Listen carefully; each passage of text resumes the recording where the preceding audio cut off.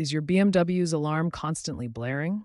It's a common issue often caused by three main components: the bonnet switch, the Siren battery, and the interior motion sensor. The bonnet switch can corrode or misalign, especially after minor accidents, triggering the alarm even with slight vibrations or rain.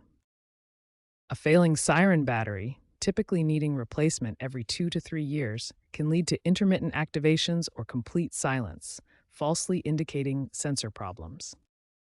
Interior sensors are sensitive and can be set off by dust, electrical interference, or even pets. For a faulty bonnet switch, first inspect it for corrosion or misalignment. Clean it thoroughly and apply dielectric grease.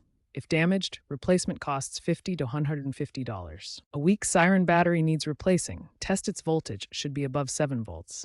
New batteries cost $20 to $50. For interior sensor issues, try temporarily disabling the sensor via your key fob or iDrive menu. Clean the sensor and recalibrate if possible. In newer models, sensitivity can be adjusted via the My BMW app. If problems persist, software resets via an OBD2 tool might be needed, or consult a professional. Try these fixes to reduce alarm nuisance by 30%.